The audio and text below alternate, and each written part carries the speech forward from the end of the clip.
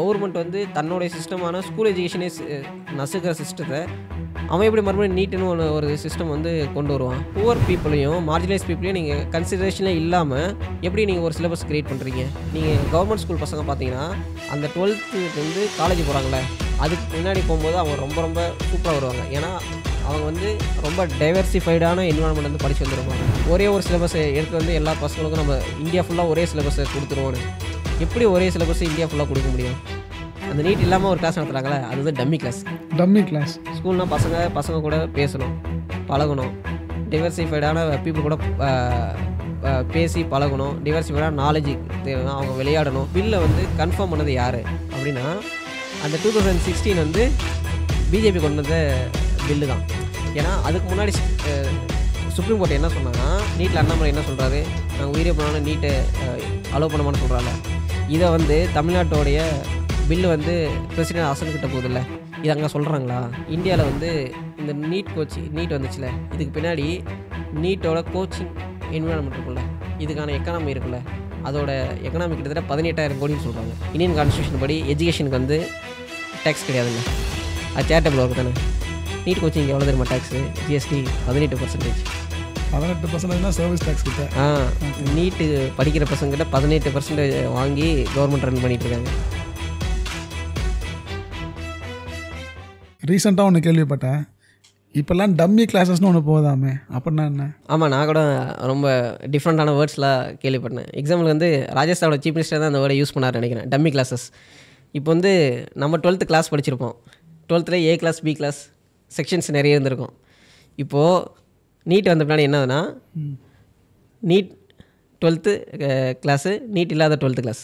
Okay, இதுதான் dummy கிளாஸ்ன்ற ஒரு concept கொண்டு வராங்க. என்னென்னா, நீங்கள் வந்து நீட்டுக்கு டாக்டராக போகிறேன் அப்படின்னா உங்களுக்கு ஒரு நீட்டோடு சேர்ந்து ஒரு கிளாஸ் நடத்துவாங்க, அது வந்து நீட் கிளாஸ். அந்த நீட் இல்லாமல் ஒரு கிளாஸ் நடத்துகிறாங்களே, அது வந்து டம்மி கிளாஸ். ஏன்னா அது வந்து அந்தளவுக்கு இம்பார்ட்டண்ட்டான கிளாஸ் கிடையாது. இப்போது நிறைய வேறு இப்போ நம்ம டிகிரிலாம் படிக்கிறோம்ல, ஆர்ட்ஸ் படிக்கிறோம், ஹியூமனிட்டிஸ் படிக்கிறோம், இப்போ வந்து சயின்ஸ் ஃபீல்டில் நிறைய படிக்கிறோம். இந்த மாதிரி பசங்க போகிறாங்களே, இவங்களுக்கெல்லாம் டம்மி கிளாஸாக. இப்போ நீட்டுக்கு போகிறவனுக்கு மட்டும் அது வந்து ஒரு ஹை குவாலிட்டியான ஒரு எக்ஸாமுக்கு நீங்கள் ப்ரிப்பேர் பண்ண போகிறீங்க, அதனால் அது வந்து ஒரு நீட் கிளாஸ் அப்படின்னு ஒரு சிஸ்டம். இதில் என்னென்னா, நீட் கிளாஸ்க்கு அதிகமான ஃபீஸு, இதுக்கு வந்து ஃபீஸ் கிடையாது. ஏன்னா அவங்க கோச்சிங் கொடுக்குறான்ல, நீட்டுக்கான கோச்சிங்கு இன்ஃப்ராஸ்ட்ரக்சர் பசங்கள்லாம் போட்டு நிறைய டெஸ்ட்லாம் வச்சு ஒரு சிஸ்டத்தை கொடுக்கறதுனால இந்த டம்மி கிளாஸ்க்கு வந்து டம்மி கிளாஸ்ன்ற வேர்டு வந்து நிறைய ஃபேமஸ் ஆகிட்டே வருது. இது வந்து என்னென்னா, இந்த நீட்டுக்கான இன்ஃப்ராஸ்ட்ரக்சர் இருக்குல்ல, நீட்டுக்கான இந்த கோச்சிங் என்ன வந்து இதுக்கு முன்னாடி வெளியே தான் சுற்றிட்டு இருந்துச்சு. இப்போது 12th முடிச்சுட்டு கோச்சிங்க்கு போகிறதுக்கு நான் கேள்விப்படுறோம். இப்போலாம் நீ 12th படிக்கல தம்பி, ஸ்கூலே வந்து நீட் கோச்சிங் நடத்துது, நீ ஸ்கூலுக்கெல்லாம் கிளாஸ்க்கெலாம் அட்டெண்ட் பண்ண தேவையில்ல, நீட் வந்து கிளாஸில் நடத்துவாங்க, அதை மட்டும் நீ வந்து கவனி அப்படின்ற நிலைமைக்கு கொண்டு வந்து விட்டுருக்காங்க இந்த நீட் வந்த பின்னாடி இந்த சிஸ்டமே. எக்ஸாம்பிளுக்கு இந்த சிஸ்டத்தில் என்ன ஒரு மிகப்பெரிய ப்ராப்ளம்னா, டம்மி கிளாஸ்னால் என்ன ஆயிடுச்சுன்னு வச்சுங்களேன், அவன் வெறும் கோச்சிங் சென்டர் என்ன வேலை பண்ணுவானோ அதை வந்து இங்கே தான் பண்ணிகிட்ருக்கான். கிட்டத்தட்ட அந்த முன்ன பேசுகிற மாதிரி தான் பிராய்லர் கோழி சிஸ்டம்னு சொல்கிறோம்ல நாமக்கல், அந்த மாதிரி தான் இந்த சிஸ்டமும் இருக்குது. ஏன்னா ஸ்கூல்னால் என்னது, ஸ்கூல்னால் பசங்க கூட பேசணும், பழகணும், டைவர்சிஃபைடான பீப்புள் கூட பேசி பழகணும், டைவர்சிஃபைடான நாலேஜ் தேவை, அவங்க விளையாடணும். இந்த எல்லா சிஸ்டமும் இருக்குல்ல, இந்த எல்லா சிஸ்டமும் இல்லாத தான் இந்த கோச்சிங் இன்ஸ்டியூட். இந்த கோச்சிங் இன்ஸ்டியூட் வந்து இப்போ ஸ்கூலுக்குள்ளே இருந்துச்சுன்னா ஸ்கூலுன்ற சிஸ்டம் இங்கே டேமேஜ் ஆகிடுதுல்ல. அந்த ஸ்டூடெண்ட்டுக்கான அந்த ஒரு சோஷியல் என்விரான்மெண்ட்டே கிடையாது. ஓகே, அவன் வந்து அந்த அந்த எக்ஸ்போஷரே அவங்களுக்கு இருக்காது. ஆக்சுவலாக எக்ஸாம்பிளுக்கு நான் இப்போ என்னை வந்து ரொம்ப லக்கியாக நினைக்கிறேன். ஏன்னா நான் இருக்கும்போது கோச்சிங் அந்தளவுக்கு கிடையாது. நான் வந்து நாமக்கல் கோழி கடையில் தான் படிச்சினே தவிர, அந்த மாதிரி ஒரு சிஸ்டம் தான் படிச்சினே தவிர, இந்த மாதிரி டம்மி கிளாஸு இந்த மாதிரி நீட்டு அதுவும் பெரிய ப்ராப்ளம் தான். அதோடு இது பெரிய ப்ராப்ளமாக இருக்கேன். நான் பிராய்லர் கோழி சிஸ்டத்தில் படிக்கும்போதாவது ஸ்கூலோட ஒரு என்விரான்மெண்ட் இருந்துச்சு, பசங்க கூட இருப்பாங்க, டெஸ்ட்டு கண்டினியூஸாக டெஸ்ட் வச்சாலும் பசங்க கூட தான் இருப்பேன் தவிர, இந்த மாதிரி ஒரு கோச்சிங் இன்ஸ்டியூட்டு இந்த கல்ச்சர் எனக்கு இப்போ அந்த பசங்க நினைக்கும்போது ரொம்ப ரொம்ப பாவமாக இருக்குது. 2021 எலெக்ஷன் கேம்பெயினில் உதயநிதி அவர்கள் என்ன சொன்னார்னா, நீட்டை எப்படி ஒழிக்கணும் அப்படின்றது திமுகவுக்கு தான் தெரியும், அந்த சீக்ரெட் எங்களுக்கு தான் தெரியும், எங்களுக்கு ஓட்டு போடுங்க, நாங்கள் வந்து நீட்டை ஒழிச்சிடுவோம் அப்படின்னு சொன்னாங்க. அந்த சீக்ரெட் என்னன்னு உங்களுக்கு தெரியுமா, சொல்ல முடியுமா? அந்த சீக்ரெட் என்னென்னு அவருக்கே தெரியாது. கிட்டத்தட்ட பொலிட்டிக்கலாக பார்க்கும்போது எல்லாத்துக்குமே இந்த சிஸ்டம் வந்து யார் கொண்டு வந்தால் இந்த பவர் யார்கிட்ட இருக்குது அப்படி எல்லாமே தெரியும். இதெல்லாம் இப்போ வந்து அவங்களால செய்ய முடியாதுல்ல, நாங்கள் செய்கிறதுக்கான ஸ்டெப்ஸ் எடுக்கிறோம் அப்படி காட்டுறதுக்கான ஒரு தில்லுமுள்ள வேலை தான் இந்த அவங்களுடைய பேச்சு எல்லாமே. எக்ஸாம்பிளுக்கு இப்போ வந்து ஒரு லா இருக்குன்னு வச்சுக்கலாம், அந்த லா வந்து யார் பவர் இருக்கோ அவங்கள இப்போ வந்து எமர்ஜென்சி டைமில் வந்து எஜுகேஷன்ன்றது ஸ்டேட் கிட்ட ஹெல்த்துக்கிட்ட எல்லாமே எங்கள் ஸ்டேட்டில் இருந்துச்சு. இப்போ எல்லாமே வந்து கன்கரண்ட் லிஸ்ட்டு போயிடுச்சு. கன்கரண்ட் லிஸ்ட்டில் போகும்போது என்னென்னா யார் வந்து அதிகமான பவர் வச்சுருப்பாங்கன்னா சென்ட்ரல் கவர்மெண்ட் தான் வச்சுருப்பாங்க. அப்படின்னும் போது இது சென்ட்ரல் கவர்மெண்ட்டு கீழேயும் பவர்ஸ் இருக்குது. இப்போது இந்தியன் கான்ஸ்டியூஷன் எடுத்தோம்னா வச்சுக்கலாம், இந்தியன் கான்ஸ்டியூஷன் என்ன சொல்லுதுன்னா ஒவ்வொரு ஸ்டேட்டுக்கான எக்ஸப்ஷன்ஸ் இருக்குது அப்படின்னு சொல்லுது. எக்ஸாம்பிளுக்கு வந்து பிஜேபி அதிகமாக பேசுவாங்கள்ல, காஷ்மீரை பற்றி பேசும்போது என்ன சொல்லுவாங்கன்னா 370 ஆர்டிகல் அவங்களுக்கு ஸ்பெஷல் ரைட்ஸ், அவங்களுக்கு மட்டும் என்ன ஸ்பெஷல் ரைட்ஸ் அப்படிலாம் சொல்லுவாங்களே. இந்தியாவில் காஷ்மீருக்கு மட்டும் ஸ்பெஷல் ரைட்ஸ் இருக்குது. எல்லா ஸ்டேட் கிட்டத்தட்ட ஆந்திராவில் இருக்குது, மகாராஷ்டிரா இருக்குது, நார்த் ஈஸ்டர்ன் ஸ்டேட்ஸில் முக்கால்வாசி எல்லாத்துக்குமே ஸ்பெஷல் ரைட்ஸ் இருக்குது. இப்போது ஸ்பெஷல் ரைட்ஸை வந்து ஒரு இந்தியன் கான்ஸ்டியூஷனாகவே ஏன் அலோவ் பண்ணுறாங்கன்னா இந்தியன் கான்ஸ்டியூஷன் மேக்கர்ஸ்க்கு தெரியும் இந்தியான்றது ஒரு ஹோமோஜினியஸ் சொசைட்டி கிடையாது. எல்லா ஸ்டேட் வந்து டிஃப்ரெண்டான ஐடியாஸ் ஆஃப் பீப்புளுக்கு, அங்கே நிறைய லாங்குவேஜஸ் இருக்குது, அவங்களுக்கு நிறைய தேவைகள் டிஃப்ரெண்ட்டாக இருக்கும். அப்படின்றனால தான் எக்ஸப்ஷன்ஸ் கொடுக்குறத ஒரு முக்கியமான பாயிண்ட்டாகவே வச்சு தான் கான்ஸ்டியூஷன் வந்து மேக் பண்ணாங்க. இப்போ வந்து நம்ம அன்றைக்கி பேசிகிட்டு இருந்தவங்கள அப்படி ஜாலியாக பேசிட்டு இருந்தோம்ல, இந்தியன் கான்ஸ்டியூஷன் என்னென்னா அவங்க வந்து டீசென்ட்ரலைஸ்டாக இருந்த பிரிட்டிஷ்லேருந்து ஃபஸ்ட்டு சென்ட்ரலைஸ் ஆகி மறுபடியும் டீசென்ட்ரலைஸ் ஆகி 1947 வரும்போது டீசென்ட்ரலைஸ் பேசும்போது பார்ட்டிஷன் ஆஃப் இந்தியா நடந்துச்சு. அப்போ வந்து மறுபடியும் நாங்கள் டீசென்ட்ரலைஸில் இப்போதைக்கு பண்ண மாட்டோம் அப்படின்னு பேசுகிறோம். ஆனால் ஹிட்டனாக என்ன வச்சுருந்தாங்கன்னா ஸ்டேட்டு அவங்களுக்கான ரைட்ஸு கன்கரண்ட் லிஸ்ட்டு எல்லாத்தையும் வச்சுட்டு தான் போனாங்க. ஏன்னா இந்த சுச்சுவேஷன் ஓரளவுக்கு கண்ட்ரோலுக்கு வரும்போது மறுபடியும் எல்லாத்துக்கும் ரைட்ஸ் கொடுக்கணும் அப்படின்றதுக்கான ஒரு சிஸ்டம் தான் இந்தியன் கான்ஸ்டியூஷன் மேக்கர்ஸ் வந்து உருவாக்கி தந்துட்டு போனாங்க. இப்போ வந்து நீட் இருக்குல்ல, நீட்டுக்கான பில்லை வந்து கன்ஃபார்ம் பண்ணது யார் அப்படின்னா அந்த 2016 வந்து பிஜேபி கொண்டு வந்த பில்லு தான். அதுக்கு முன்னாடி சுப்ரீம் கோர்ட் என்ன சொல்லுச்சுன்னா இப்போ வந்து ஒரு சிஸ்டம் இருக்குது, அந்த இடத்துல வந்து இன்னொரு சிஸ்டத்தை வந்து நேஷ்னல் மெடிக்கல் கவுன்சில் அப்படின்ற ஒரு சிஸ்டம் வந்து நீட்டை கொண்டு வருது. நீட்டு மாதிரி ஒரு என்ட்ரன்ஸை கொண்டு வரும்போது ஸ்டேட்டோட ரைட்ஸை ஓவர் கம் பண்ணுற மாதிரி நீ வர முடியாது அப்படின்னு சொல்லிடுச்சு. இப்போது சென்ட்ரல் கவர்மெண்ட் 2006 என்ன பண்ணாங்கன்னா எல்லாத்தையும் ஓவர் கம் பண்ணுற மாதிரியான ஒரு பவரை வந்து அவங்க வந்து க்ரியேட் பண்ணிட்டாங்க. அது என்ன பவர்னா எல்லா மெடிக்கலுக்கான பிஜி யூஜி எல்லா எக்ஸாமையும் ஒரு ஆர்கனைசேஷன் நடத்தும், நாங்கள் தான் நடத்துறதுக்கான மெடிக்கல் கவுன்சிலுக்கு ரைட்ஸ் இருக்குது அப்படின்னு சொல்லிட்டு ஒரு லாவை மேக் பண்ணிட்டாங்க. இந்த லாவில் எக்ஸப்ஷன்ஸாக வந்து சுப்ரீம் கோர்ட் என்ன கொடுக்க சொன்னாங்களோ அதை கொடுக்காம இவங்க 2 years எக்ஸப்ஷன்ஸை வச்சு இவங்க லாக் மேக் பண்ணிட்டாங்க. இப்போது இதுவரையிலையும் நீட்டோட மிகப்பெரிய ப்ராப்ளம் என்னென்னா அது எல்லாமே சென்ட்ரல் கவர்மெண்ட்டுக்கு இருக்குது. இப்போது தமிழ்நாட்டோட அசம்பிளி எடுத்துப்போம். அசம்பிளியில் என்னென்னா அது வந்து மக்களுடைய பிரதிநிதிகள். இப்போ தமிழ்நாட்டில் நீட்டில் பிஜேபி தவிர எல்லாத்துக்குமே நீட் வேணான்றது தானே. ஆமாம், கண்டிப்பாக. இப்போது அப்படின்னும் போது தமிழ்நாட்டோட மக்களுடைய குரலாக தான் எல்லா எம்எல்ஏஸ் எம்பிஸ் வந்து அதை வந்து எதுக்குறாங்க. அது கிட்டத்தட்ட ஒரு கமிஷனே போட்டு இந்த நீட்டால் எவ்வளோ ப்ராப்ளம்லாம் பேசுனாங்க. அப்படின்னும் போது ஒவ்வொரு சட்டமன்றம் அவங்களுக்கு அந்த மக்கள் ஃபுல்லாகவே கிட்டத்தட்ட பிஜேபி தவிர எல்லா கட்சி எம்எல்ஏவும் ஆதரவு கொடுக்குற நீட் எதிர்ப்பு மசோதாவை ஒரு பிரசிடெண்ட்டுக்கு போதில்லை, இந்த பிரசிடெண்ட் வந்து அதை சைன் பண்ணுமா வேணாமன்றது தான் எங்கள் பெரிய டிஸ்கஷன்ஸாகவே இருக்குது. எக்ஸாம்பிளுக்கு வந்து பிஜேபி வந்து இப்போது எலெக்ஷன் கேம்பெயினில் அண்ணாமலை ஒரு எலெக்ஷன் கேம்பெயினில் என்ன சொன்னார்னா உயிரே போனாலும் நீட்டை நாங்கள் வந்து ஒழிக்க மாட்டோம் அப்படின்னு பேசினார். அந்த டைம்லேயே பிஎம்கே அவங்க கூட்டணியில் இருக்கிறவங்களே அதை வந்து எதிர்த்தாங்க. அந்தளவுக்கு ஒரு முக்கியமான பிரச்சனை வந்து நீட்டில் அண்ணாமலை என்ன சொல்கிறாரு, நாங்கள் உயிரே போனாலும் நீட்டை அலோவ் பண்ண மாட்டோம் சொல்கிறால. இதை வந்து தமிழ்நாட்டோடைய பில்லு வந்து பிரசிடென்ட் ஹசன்கிட்ட போதில்ல, இது அங்கே சொல்கிறாங்களா? சொல்கிறதில்ல. ஏன் சொல்கிறதில்லனா இப்போ வந்து அசன்ட்டுக்கான ஒரு பில்லு போதுன்னா அந்த பில்லை நம்ம சின்ன வயசில் ஸ்கூலில் படித்த மாதிரி தான். ஒரு பிரசிடெண்ட் ஒரு பில்லு போனால் பிரசிடெண்ட் என்ன பண்ணால் சைன் பண்ணலாம், அப்படி இல்லைனா அவருக்கு பிடிக்கலன்னா மறுபடியும் திருப்பி பண்ணலாம், மறுபடியும் அந்த மாதிரி வரும்ல. இந்த என்ன பண்ணுறாங்கன்னா இவங்க வந்து இந்த பில்லுக்கு நான் சைன் பண்ண மாட்டேன்னு சொல்கிறது கிடையாது, அந்த பில்லில் இதுக்கான எக்ஸ்ப்ளனேஷன் கொடுங்க, இந்த பில்லில் அதுக்கான எக்ஸ்ப்ளனேஷன் கொடுங்கன்னு சொல்லிட்டு 6 மாதத்துக்கு ஒரு வாட்டி ஏதாவது நாங்கள் ஆயுஷ் மினிஸ்ட்ரிக்கு அனுப்பியிருக்கோம், நாங்கள் வந்து வேறு மினிஸ்ட்ரிக்கு அனுப்பியிருக்கோம், உங்களுடைய பில்லை வந்து இப்போ லா மினிஸ்ட்ரிக்கு அனுப்பியிருக்கோம் அப்படின்னு சொல்லிட்டு இந்த மாதிரி டைம் ஓடிட்டே தான் இருக்காங்களே தவிர அந்த பில்லை வந்து நாங்கள் சைன் பண்ண மாட்டேன்னு சொன்னாங்கன்னா என்ன பண்ணுவாங்கன்னா சுப்ரீம் கோர்ட்டுக்கு போயிடும். ஓகே, சுப்ரீம் கோர்ட் என்ன பண்ணுவாங்கன்னா கான்ஸ்டியூஷனல் வேலிடிட்டி பார்ப்பான். ஸ்டேட் கவர்மெண்ட்டுக்கான ஒரு இறையாண்மை இருக்குல்ல, அதை பார்த்துட்டு ஸ்டேட்டுக்கான ரைட்ஸ் வந்து ரைட் டு லைஃப் கீழே வர ரைட் டு ஹெல்த் வந்து state government health infrastructure sanitation எல்லாம் ஸ்டேட்டுக்கு தான் இருக்குது. இவங்களுக்கு மிகப்பெரிய ரோல் இருக்குது. ஸோ அவங்களுக்கான டாக்டர்ஸை வந்து ரெக்ரூட் பண்ணுற ரைட்ஸ் இருக்குது அப்படின்னு இப்போ ஒரு சுப்ரீம் கோர்ட் சொல்லிட்டானா அந்த இடத்துல என்ன நடக்கும்னா அடுத்த ஸ்டெப்புக்காக அது ஒரு மூமெண்ட்டாக இருக்கும். இந்த மூமெண்ட் நடக்கக்கூடாது தான் உங்களுடைய பில்லில் இதுக்கு என்ன விளக்கம் சொல்லுங்கள், இந்த இதை கொடுங்க அப்படின்னு சொல்லிட்டு பிஜேபி இவ்வளோ பேசுகிறாங்கல்ல, அந்த இடத்துல போயிட்டு நாங்கள் வந்து உயிரே போனாலும் இந்த பில்லுக்கு சைன் பண்ண மாட்டோம் அந்த இடத்துல சொன்னாங்கன்னா வச்சுக்கோங்களேன், அது சுப்ரீம் கோர்ட்டு போயிருக்கும். இதனால தான் இந்த வந்து உதயநிதிக்கோ டிஎம்கேக்கோ எல்லாத்துக்குமே தெரியும் நீட்டுன்றது வந்து பார்லிமெண்ட்டில் பாஸ் பண்ணி இதை வந்து எக்ஸப்ஷன்ஸ் அதே ஆக்டில் வந்து இந்த சிஸ்டத்துக்குள்ளே எந்தெந்த ஸ்டேட் வரல வேணான்னு அவங்க முடிவு பண்ணுறாங்களோ அவங்களுக்கு எக்ஸப்ஷன் கொடுக்குறோன்னு சொல்லிட்டு அந்த பில்லை வந்து சேஞ்சஸ் கொண்டு வந்தால் தான் நீட்டை வந்து தமிழ்நாடு வந்து நீட்லேருந்து விலக்கு பெற முடியும். இப்போது தமிழ்நாடு கவர்மெண்ட் எடப்பாடி அவர்கள் கவர்மெண்ட்டில் வந்து 7.5% ரிசர்வேஷன் கொண்டு வந்தாங்க மெடிக்கல் சீட்ஸில் இல்லையா. அதன் மூலியமாக வந்து கீழ்த்தட்டு மக்களும் மெடிக்கல் காலேஜுக்கெலாம் வராங்க அப்படின்ட்டு சொல்கிறாங்க. கவர்மெண்ட் பசங்களாம் அது உண்மையா? இது வந்து கேட்குறதுக்கு ரொம்ப சுவாரஸ்யமாக கரெக்டாக இருக்கிற மாதிரி இருக்கும். ஆனால் இதில் என்ன ஒரு மிகப்பெரிய ப்ராப்ளம்னா நீட்டுக்கு வந்த பின்னாடி நீட்டில் வந்து யாரெல்லாம் 3-4 முறை அட்டம் பண்ணி அவங்க தான் கிளியர் பண்ணுறாங்க அப்படின்றது ஒரு கிரிட்டிசிசம்னா அதான் உண்மை.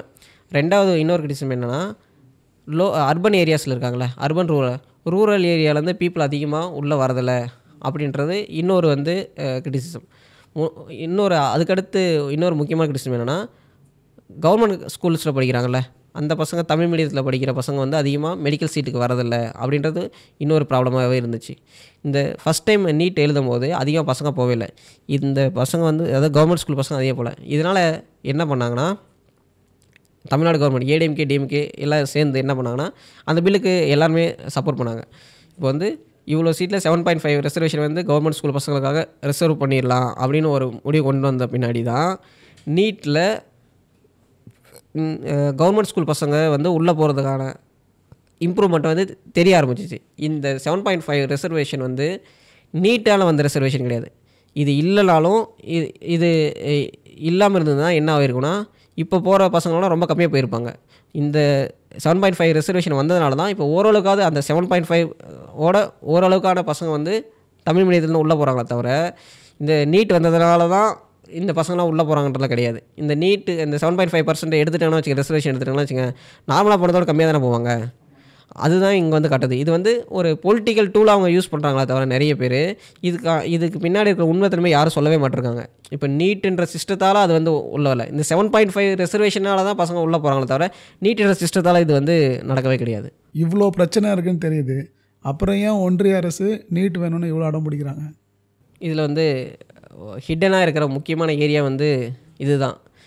எல்லாத்துக்கும் பணம் தானே முக்கியம். இந்த இடத்துல மிகப்பெரிய பணமே விளையாடுது. எக்ஸாம்பிளுக்கு பிஸ்னஸ் சொல்லுவாங்களே, everything air is business.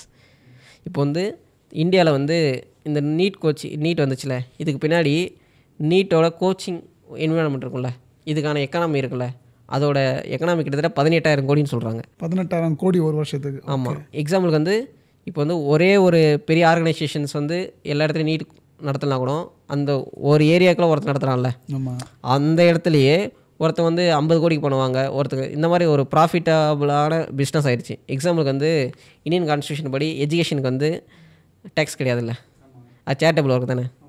NEET coaching எவ்வளோ தெரியுமா டேக்ஸு? ஜிஎஸ்டி 18%. 18% சர்வீஸ் டேக்ஸ் கிட்ட. நீட்டு படிக்கிற பசங்கிட்ட 18% வாங்கி கவர்மெண்ட் ரன் பண்ணிகிட்டு இருக்காங்க. அந்தளவுக்கு மோசமான சிஸ்டம் தான் இந்த நீட்டுன்றது. எக்ஸாம்பிளுக்கு இப்போ வந்து கவர்மெண்ட்டுக்கு நிறைய ஃபண்ட்ஸ் கொடுப்போம். இப்போ ஏதாவது ஒரு டிசாஸ்டர் வந்துச்சு, ஃப்ளட்டு வந்துச்சு அப்படின்லாம் கவர்மெண்ட்டுக்கு எதாவது நம்ம உதவி பண்ணணும் அப்படின்னா எல்லோரும் நம்ம அமௌண்ட்டு கொடுப்போம்ல. சின்ன வயசுலாம் பசங்க வந்து உண்டியெல்லாம் சேர்த்து எடுத்துகிட்டு போய் கொடுப்பாங்க. அது வந்து நேஷ்னல் ரிலீஃப் ஃபண்டுகளாக கொடுப்பாங்க. ஆனால் இப்போலாம் வேறு ஒரு ஃபண்டு கொடுக்குறாங்க. அது என்ன ஃபண்டு? என்ன ஃபண்டு? PM CARES. பிஎம் கேர்ஸ்ன்றது ஃபண்டே கிடையாது, அது ப்ரைவேட் ஃபண்டு தானே. அது வந்து நம்ம பிரைம் மினிஸ்டரோட ஒரு ப்ரைவேட் ஃபண்டு மாதிரி. அது ட்ரான்ஸ்பரன்சி எது இருக்காது, யார்கிட்ட எவ்வளோ வாங்கணும்னு சொல்ல மாட்டாங்க. அந்த ஃபண்டுக்கு அது இல்லாமல் இப்போது அதிகமாக பேச ஆரம்பிச்சிடலாம். எலெக்ஷன் ஸ்டார்ட் ஆகும்போது ஒரு முக்கியமான விஷயம் பேச ஆரம்பித்தாங்க, எலக்ட்ரல் பாண்ட். இந்த எலக்ட்ரல் பாண்டு இதெல்லாம் அதிகமாக வாங்கின கம்பெனிஸ் யாருன்னா கோச்சிங் நடத்துகிற இன்ஸ்டியூட்ஸும் அவங்க அதில் ஒருத்தங்க. ஓகே. ஏன்னா இந்த நீட்ன்ற ஒரு எக்ஸாம் வந்து எம்சிக்யூஸ்னு ஒரு எக்ஸாம் இருந்தால் தான் இந்த நீட் இந்த இன்ஸ்டியூட்ஸ்க்கெலாம் ஒரு ஒரு வேல்யூ இருக்குது.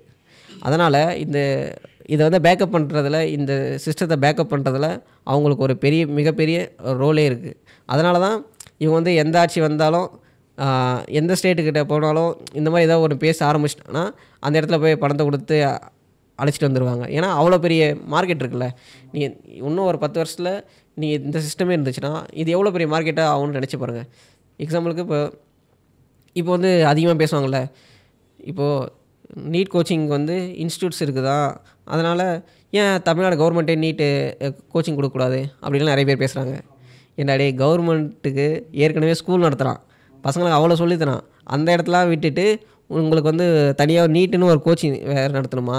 இது என்ன ஆச்சுன்னா, நீங்கள் வந்து இந்த மாதிரி கோச்சிங் நடத்துறது ப்ராப்ளம் கிடையாது. இது என்ன ஆகுதுன்னா, ஸ்கூலுன்ற எஜுகேஷனவே அழிக்குதில்ல. கவர்மெண்ட் வந்து தன்னுடைய சிஸ்டமான ஸ்கூல் எஜுகேஷனே நசுக்கிற சிஸ்டத்தை அவன் எப்படி மறுபடியும் நீட்டுன்னு ஒரு சிஸ்டம் வந்து கொண்டு வருவான்? இது வந்து ஏடிஎம்கே வந்து ஸ்டார்ட் வேறு பண்ணாங்க. எனக்கு நல்லாவே தெரிஞ்சு விஜயபாஸ்கர்லாம் நீட் கோச்சிங்னு ஒன்று ஸ்டார்ட் வேறு பண்ணார். இது வந்து இன்டெரக்டாக என்ன பண்ணால் உங்களுக்கு எஜுகேஷன் சிஸ்டம்ன்ற சிஸ்டத்தையே வந்து உடைக்கும்.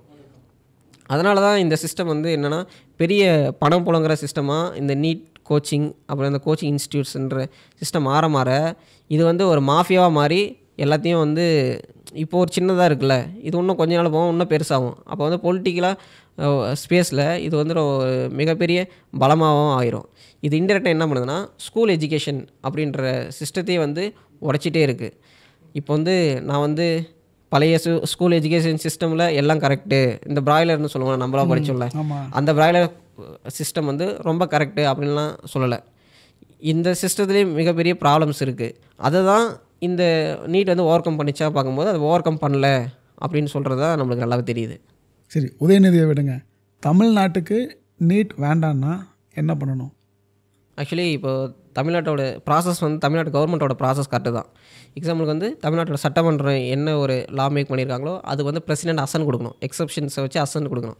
அப்படி இல்லைனா அந்த லாவை 2016 இருக்குல்ல, அந்த லாவில் வந்து நீங்கள் சேஞ்சஸ் கொண்டு வரணும், பார்லிமெண்ட்ரியாக சேஞ்சஸ் கொண்டு வரணும். இது வந்து இந்த கவர்மெண்ட்டுக்கு இந்த எலெக்ஷன் நடந்துச்சு, இந்த மேனிஃபெஸ்டோலையும் காங்கிரஸ் தெளிவாக கொடுத்துருந்தாங்க. நாங்கள் வந்தால் எந்தெந்த ஸ்டேட்டில் எக்ஸப்ஷன்ஸ் கேட்குறாங்களோ அந்த எக்ஸப்ஷன்ஸை நாங்கள் கொடுப்போம்னு சொல்லுவோம்.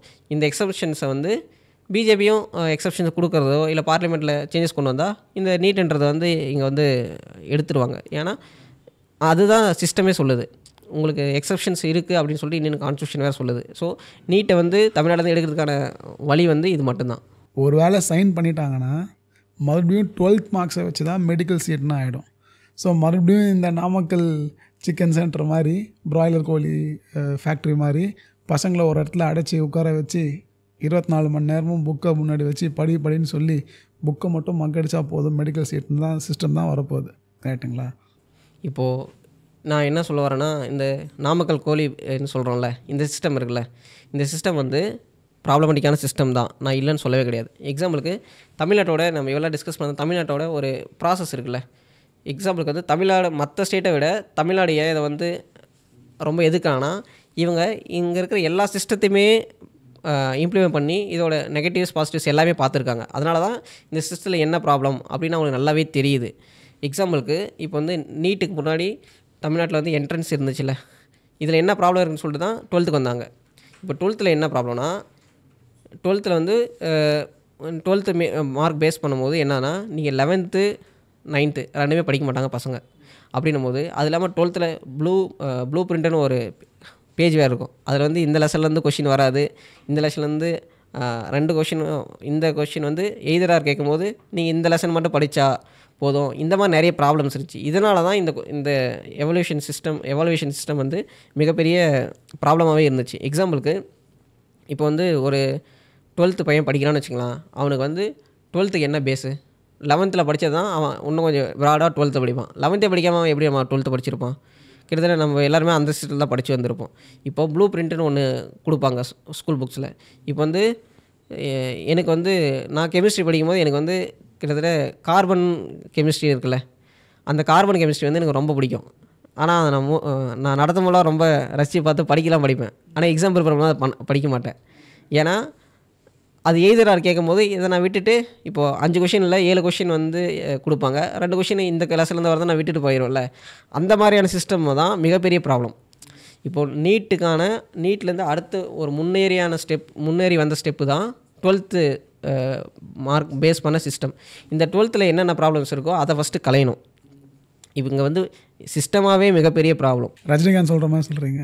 ஆமாம், ஏன்னா நீட்டோட சிஸ்டம் இருக்குல்ல, அதுக்கு அடுத்த ஸ்டெப்பு தான் இந்த 12th பேஸ் பண்ண மார்க்கு. ஏன்னா 12th ஒரே மார்க்கு நீங்கள் நிறைய இடத்துல யூஸ் பண்ணும்போது அது வந்து எல்லா மக்களாலேயும் அஃபோர்டபுள் பண்ண முடியுமான சிஸ்டம் 12th. அந்தளவுக்கு எஜுகேஷன் வந்து இங்கே வந்து காஸ்ட்லியாக இருந்தாலுமே 12th எஜுகேஷன்ன்றது எல்லாருமே பார்த்துட்றாங்கல்ல. அப்படின் போது அந்த சிஸ்டத்தை நீங்கள் வந்து ரிஃபார்ம் பண்ணுறது ரொம்ப ரொம்ப முக்கியமான விஷயம். இந்த ப்ளூ பிரிண்ட் எடுத்து வந்து கொடுத்துட்டு இந்த பசங்க ஒரு 5 லெசன் மட்டும் படிச்சுட்டு மீது 10 லெசன் மிஸ் பண்ணால் பரவாயில்லன்னு இந்த சிஸ்டம். அப்புறமா ஸ்கூலுன்றது நம்மளுக்கு முக்கியமாக ஏன் அங்கே தேவைப்படுதுன்னா, ஸ்கூலுன்றது நம்ம முன்னாடி பேசணும் நிறைய இன்டெரக்டாக நிறைய பெனிஃபிட்ஸ் இருக்குது.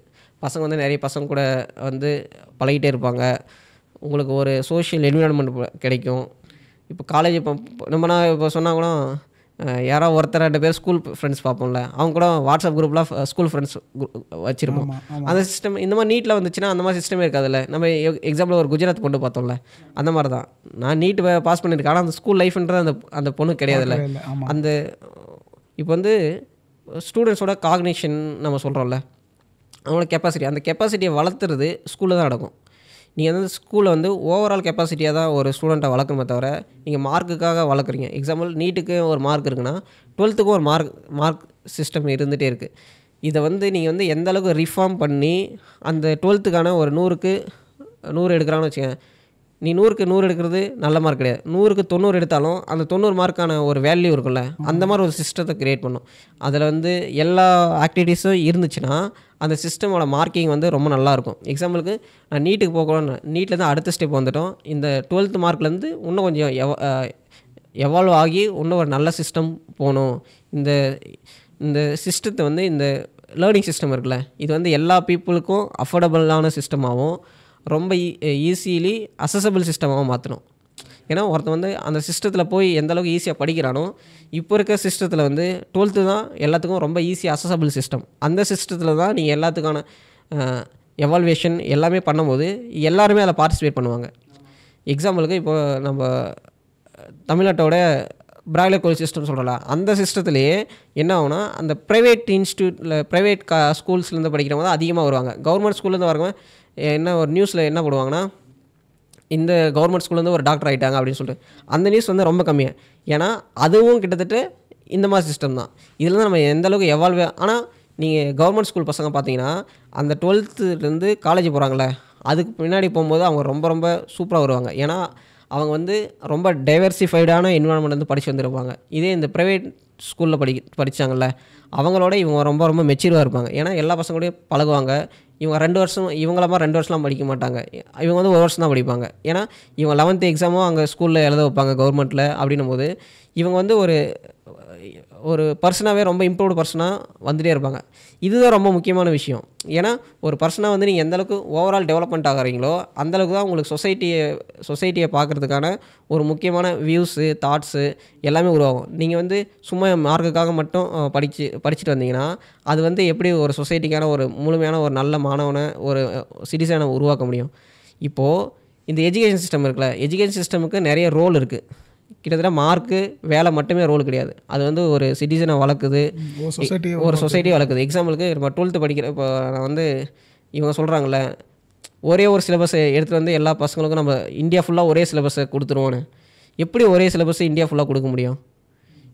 இப்போது நான் ஹிஸ்ட்ரி ஜியாகிரஃபி எடுத்துக்கிறேன்னு வச்சுங்களேன். நான் வந்து இங்கே தமிழ்நாட்டோட ஹிஸ்ட்ரியை படிக்கும்போது இங்கே நடந்த லோக்கல் லீடர்ஸ், இப்போ வேலுநாச்சியாரோ இல்லை மருது சகோதரர்களோ அப்படி ரெட்டமலை சீனிவாசரோ ஐதேச பண்டியரோ நான் இங்கே படிப்பேன். பக்கத்தில் இருக்கிற ஸ்டேட்டில் இருக்கிற பீப்புள் வந்து இதை எப்படி படிப்பாங்க? அவங்களுக்கு தேவையில்லை படிக்க. இப்போது ஜியாகிரஃபி எடுத்துக்கிட்டால் இங்கே வந்து இப்போ வந்து கிளைமேட் சேஞ்செலாம் பெரிய ப்ராப்ளம் ஆயிடுச்சு. அப்போது ஜியாகிரஃபிக்கான தேவை வந்து நம்ம பேசிக்காக நம்மளுக்கு ஜியாகிரஃபினா என்ன, மழை ஏன் வருதுன்னு நிறைய பேர் தெரிஞ்சுக்கணும். இப்போது தமிழ்நாட்டோட ஜியாகிரஃபி சுத்தமாக எனக்கு தெரியாது, இந்தியன் ஜியாகிரஃபி மட்டும் தான் படிச்சிருக்கும் போது தமிழ்நாட்டு ஜியாகிரஃபி தெரியாமல் நீங்கள் தமிழ்நாட்டில் எப்படி இருப்பீங்க? அப்படின்னும் போது ஒவ்வொரு ஸ்டேட்டுக்கான ஒவ்வொரு தேவை இருக்குல்ல. இது என்ன ஆகுனா இப்போ வந்து அதிகமாக பேசுகிறது என்னென்னா டீசென்ட்ரலைஸ் பண்ணணும், பவரை டீசென்ட்ரலைஸ் பண்ணணும்னு தான் பேசிகிட்டு இருக்காங்க எல்லா இடத்துலையும். இப்போ வந்து இப்போது சான் ஃப்ரான்சிஸ்கோ, நியூயார்க் மாதிரி சிட்டிஸ்லாம் அவங்க பசங்க படிக்கிறதுக்கான சிலபஸ் இருக்குது இல்லையா, அதை வந்து அவங்க லோக்கலில் தான் முடிவு பண்ணுவாங்க. இப்போது சயின்ஸு, இப்போ மேக்ஸு, ஃபிசிக்ஸ், கெமிஸ்ட்ரிலாம் மோஸ்ட்லி எல்லாத்துக்கும் காமனாக இருக்கும். மற்ற எல்லாமே அந்த லோக்கல் பீப்புள், நீங்கள் எந்த அளவுக்கு லோக்கலைஸ்டாக ரொம்ப டீசென்ட்ரலைஸ்டாக சிஸ்டத்தை உருவாக்குறீங்களோ அந்தளவுக்கு வந்து அந்த சிஸ்டம் வந்து ரொம்ப சூப்பராக எவால்வ் ஆகும். ஏன்னா லோக்கலோடைய ப்ராப்ளம்ஸ் சேர்ந்து தான் நீங்கள் படிக்கும்போது தான், அந்த லோக்கல் லைஃபோடு சேர்ந்து படிக்கும்போது தான் அது வந்து படிக்கிறதுக்கு இன்ட்ரெஸ்ட் ஆகும். எக்ஸாம்பிளுக்கு வந்து இப்போது நார்த் ஈஸ்ட் நம்ம டிவியில் பார்க்குறோம்ல, நார்த் ஈஸ்ட்டோடைய பீப்புளோட ஜியாகிரஃபி நம்ம எந்த புக்கில் படிக்கிறோம்? பீப்புளை பற்றி நம்ம அந்தளவுக்கு படிக்கிறதே கிடையாது. ஸோ அதை இப்போ வந்து சிலபஸை க்ரியேட் பண்ணுறாங்களே, இந்த சிலபஸ் க்ரியேட் பண்ணுறதுலேயே மிகப்பெரிய ப்ராப்ளம் இருக்குது இந்தியன் சொசைட்டியில். அது என்னென்னா, இப்போ வந்து இந்த எக்ஸாமுக்கு வந்து எந்தளவுக்கு நம்ம டஃப்பாக கொஷின் ப்ரிப்பேர் பண்ண முடியுமோ, புக்கை டஃப்பாக அவன் புக்கே பார்த்தோன்னா இவ்வளோ பெருசாக வைப்பான். அப்படின்னும் போது நீ டஃப்பாக க்ரியேட் பண்ணுறது பிரச்சனை கிடையாது, நீ எல்லா மக்களையும் அந்த கன்சிடரேஷனில் எடுத்துகிட்டு பண்ணுறியா. இப்போ வந்து நீ டஃப்பாக எடுத்து அது செகண்டரி. இப்போது இவ்வளோ பெரிய புக்கை இந்தியாவில் இருக்கிற எல்லா மக்களும் படிக்க முடியுமா? இப்போ எல்லா சோஷியல் பேக்ரவுண்ட்லேருந்து, எல்லா சோஷியல் கேப்லேருந்து, எல்லா கேஸ்ட்லேருந்து, எல்லா பேக்ரவுண்ட்லேருந்து வர பீப்புளால் எல்லாருமே அந்த ஒரு புக்கு, அந்த வருஷத்தில் அந்த ஒரு ஃபுல் புக்கை படிக்க முடியுமா அப்படின்னு நம்ம பார்க்கணும். அந்த ஃபெசிலிட்டிஸ் இங்கே இல்லாத போது புவர் பீப்புளையும் மார்ஜினலைஸ் பீப்புளையும் நீங்கள் கன்சிடரேஷனே இல்லாமல் எப்படி நீங்கள் ஒரு சிலபஸ் க்ரியேட் பண்ணுறீங்க? இந்த மாதிரி சிலபஸை க்ரியேட் பண்ணும்போது நீங்கள் ரொம்ப டஃப்பாக எக்ஸாமை டஃப்பாக ஆக்குறேன், எல்லாத்தையும் டஃப் ஆக்குறேன்னு சொல்லிட்டு ஒரு குறிப்பிட்ட பீப்புளை வந்து நீங்கள் இன்டெரக்டாக கதவு ஃபுல்லாக மூடிடுறீங்க, அவனால் உள்ளே வர முடியாது. அப்படின்றது தான் இந்த சிஸ்டம் வந்து நம்மளுக்கு காட்டிகிட்டே இருக்குது. ஸோ சிஸ்டம் என்ன பண்ணால் ரொம்ப ரொம்ப இன்க்ளூசிவ் ஆகணும், எல்லா மக்களுக்கான ஐடியாஸையும் உள்ளே எடுத்துகிட்டு ஒரு சிலபஸை வந்து உருவாக்கணும். சிலபஸ் மட்டும் கிடையாது, எவால்வேஷன் பண்ணுறது அப்படின்னும் போது அந்த இப்போ ரிசர்வேஷன்லாம் வேண்டாம்னு சொல்லியிருக்காங்க. ரிசர்வேஷன்லாம் எவ்வளோ முக்கியம் அப்படின்றத பீப்புளை வந்து இப்போ வந்து 12th படிக்கும் போது வச்சுக்கலாம், ஒரு கான்ஸ்டியூஷன்னா என்ன, இப்போ 10th 11th படிக்கும்போது அந்தளவுக்கு பசங்களுக்கு மெச்சூரிட்டி இருக்காது. அது வந்து சும்மா ஏதோ படிச்சுட்டு இப்போது காலேஜில் படிக்கும்போது அவங்களுக்கு கான்ஸ்டியூஷன்னா என்ன, ஏன்னா ஓட் போட போகிறாங்க. அப்படின்னும் போது இந்த கான்ஸ்டியூஷன்னா என்ன, சிஸ்டம் எப்படி ஒர்க் ஆகுது, 11th 12thலேயே சுத்தமாக கான்ஸ்டியூஷன்லாம் எதுவுமே கிடையாது. அப்படின்னும் போது இந்த கொஞ்சம் கொஞ்சமாக லைட்டாக மெச்சூர் ஆகிற ஃபேஸ் இருக்கலாம். 17லேருந்து ஒரு 25 வரலையும் அரசியலை கற்றுக்கணும், சொசைட்டியில் நடக்கிற அரசியல், அப்புறமா அந்த தாட்ஸ்லாம் நிறைய டிஃப்ரெண்ட்டான தாட்ஸு, இப்போ எல்ஜிபிடி கமிட்டி, விமன் ரைட்ஸ், இதெல்லாம் அந்த டைமில் தான் அவங்க கற்றுக்க முடியும். இதில் எந்த இடத்துலையுமே இந்த ரைட்ஸ்லாம் இருக்கவே கிடையாது. என்விரான்மெண்ட்டு இப்போ வந்து எவ்வளோ டேமேஜ் ஆகிட்டு இருக்குது, எவ்வளோ கிளைமேட் சேஞ்ச் நடந்திருக்கு, இந்த அறிவை வந்து ஜியாகிரஃபி படிக்கிற மட்டும் தான் வச்சுக்கணுமா என்ன? ஒரு டாக்டருக்கு இந்த ஐடியாஸ் தேவையே கிடையாதா? இப்போ ஒரு காமர்ஸ் படிக்கிறான், அவன் வந்து சொசைட்டியில் தான் வாழ போகிறான், அப்போ உனக்கு இந்த ஐடியாஸ் தேவையே கிடையாதா? அதனால் நீங்கள் எஜுகேஷனை எந்த அளவுக்கு இன்க்ளூசிவாக, எந்த அளவுக்கு டைவர்சிஃபைடாக கொடுக்குறீங்களோ, எவால்வேஷன் அந்தளவுக்கு டைவர்சிஃபைடாக இருக்கணும். இப்போ வந்து ஒரு சப்ஜெக்ட்டுக்கு 100 மார்க்னா இந்த 100 மார்க்ன்ற சிஸ்டமே பெரிய ப்ராப்ளம் தான். ஒரு சப்ஜெக்ட்டுக்கு 100 என்விரான்மெண்ட்டை கணக்கில் எடுக்கிறதில்ல, கான்ஸ்டியூஷனை கணக்கில் எடுக்கிறதில்ல, அவனுடைய ஸ்போர்ட்ஸை கணக்கில் எடுத்துக்கல, அவன் மக்கள் கூட எப்படி இன்ஃபீரியராக இல்லாமல் பழகிறான் அப்படின்றதெல்லாம் எதுவுமே கணக்கில் எடுக்காமல் மார்க்கை மட்டுமே நீங்கள் போட்டுகிட்டே இருக்கும்போது இந்த சிஸ்டம் ப்ராப்ளம் தான். ஏற்கனவே ஒரு பெரிய ப்ராப்ளமான சிஸ்டம் தான் 12th வந்திருக்காங்க. 12th தான் அடுத்து நம்ம முக்கியமான அடுத்த ஸ்டெப்புக்கு தான் போகணுமே தவிர மறுபடியும் நீட்ன்ற ஒரு கோச்சிங் இன்ஸ்டியூட் ஸ்டைலுக்கு போகிறது வந்து இந்தியன் சொசைட்டியில் எந்த சொசைட்டிக்குமே நல்லது கிடையாது. ஸோ இனிமேல் இந்த சொசைட்டியில் வந்து அடுத்த ரிஃபார்ம் நடக்க போகுதான் நம்ம பார்ப்போம். ஏன்னா நேஷ்னல் எஜுகேஷன் பாலிசிலேயும் நிறைய ப்ராப்ளம்ஸ் வந்திருக்கு. இதெல்லாம் எஜுகேஷன்ன்றது எவ்வளோ இம்பார்ட்டண்ட்டோ அதை விட எஜுகேஷனுடைய பப்ளிக் பாலிசி மேக்கிங் இருக்குல்ல, அது ரொம்ப இருக்கும். அங்கேயே நிறைய இன்க்ளூசிவான பீப்புள் இருக்கணும், மக்களும் ரொம்ப இன்க்ளூசிவாக மாறினா தான் இந்த சிஸ்டம் வந்து சரியாகும். இந்த சிஸ்டத்தில் இந்த சொசைட்டியும் இப்போ இருக்கிற கவர்மெண்ட்ஸும் என்ன பண்ணுறாங்க அப்படின்னு சொல்லி பொறுத்து வந்து பார்ப்போம். ரைட், நன்றி.